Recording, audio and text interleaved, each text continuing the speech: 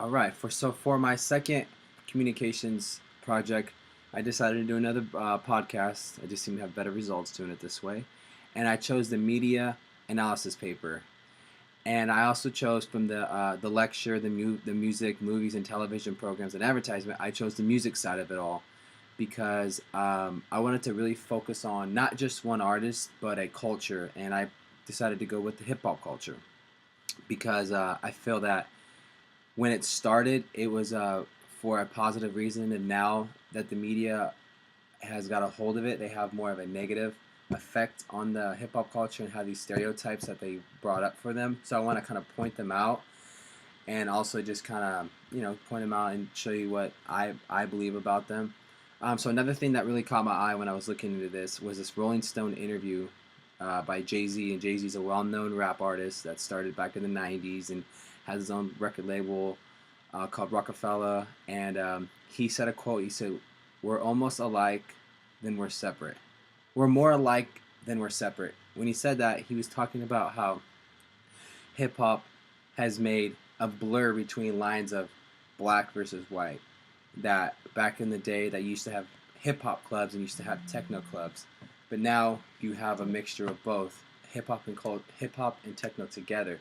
And now the hip hop culture has kind of blurred the lines of this racial dividing, and that just kind of really like showed me to how hip hop has changed racial divides down the middle versus black and white, and how the media, when they didn't understand what hip hop was in the first beginnings of it, try to put this negative effect on it and these negative stereotypes on all hip hop artists.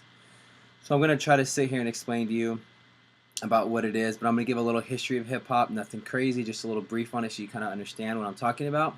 It says hip hop was created as a culture that incorporates ethnic art, politics, fashion, technology, and urban life. So it was kind of a way to kind of express yourself through a new form of music that wasn't jazz, that wasn't rock, that wasn't opera. It was just a whole new revolution of music and sound. And another thing is that hip hop has created a culture that incorporates different things as far as music, dance, as far as fashion. So it's kind of just like a whole new culture that started in urban cities to kind of give young African Americans and also white people, also Latins that lived in urban cities. It wasn't all African Americans back then, but that's what another stereotype was, that most hip hop is listened only by African Americans, which is completely not true.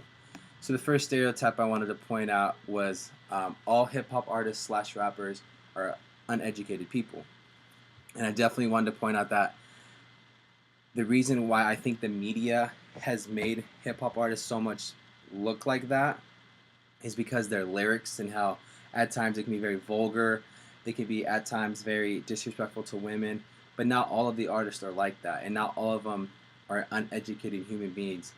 I wanted to give an example of a rapper named Jeremy Cole, better known as his stage name J. Cole, attended St. Jude's University in New York City on an academic scholarship. He would later graduate from he would later graduate with a communications and a minor in business, and he's gone off to have a very successful career in hip hop and has done a lot of fundraisers for kids in urban cities, and he's done a lot of great accomplishments in his career. And another example I wanted to give it to is Ludacris.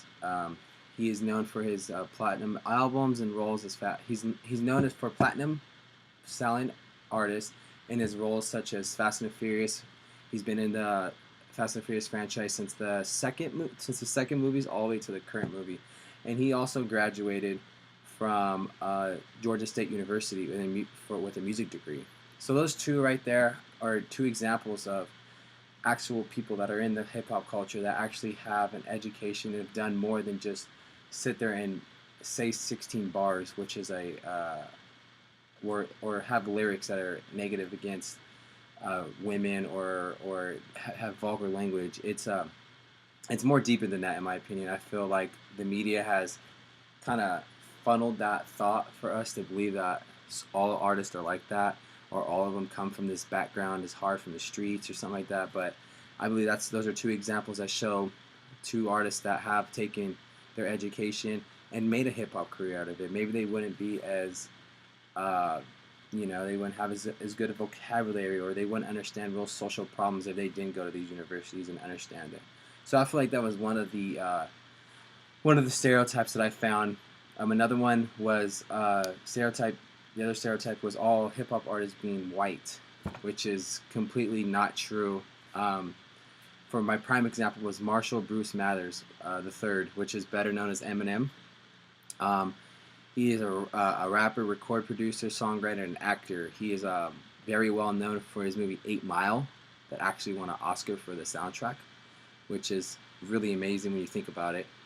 To have the media portray rap as this such negative, vulgar style of music, and to win one of the most prestige awards among entertainment, the Oscars, kind of shows that as much as Hollywood or media tries to put down rap or hip hop, that examples like this shine against that and show them that it is more than just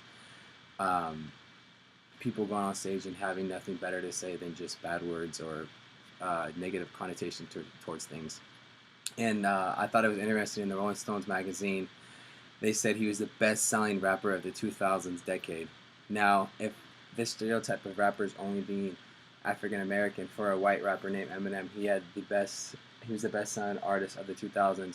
When you had the decade of, you had 50 Cent that was coming out, you had artists like that were African American, that this white rapper was definitely overshadowing or overshining and not being shadowed by. And then also Rolling Stones magazine ranked him 83rd on the list of 100 greatest artists of all time. So that's another example of how he's really done well as a white rapper and not kind of cave into these stereotypes of African Americans can only run the hip hop culture. And I feel that with these examples, it kind of like points out that yes, this thing has a way of only being African Americans in the hip hop culture, and uneducated people can become successful, but they all started from the streets and all that. But that's not the case of it at all. And I think media has really blurred the picture of that when artists first started coming out, and people didn't understand it. They wanted to make excuses and point fingers to try to understand it. So I feel like that's one of the roles media is doing, is to stereotype. And is it accurate? I don't believe it's accurate at all. I believe that there's more purpose to the hip hop culture than just what they try to perceive it as. So yeah, that was my presentation on hip hop and the culture. Thank you for listening.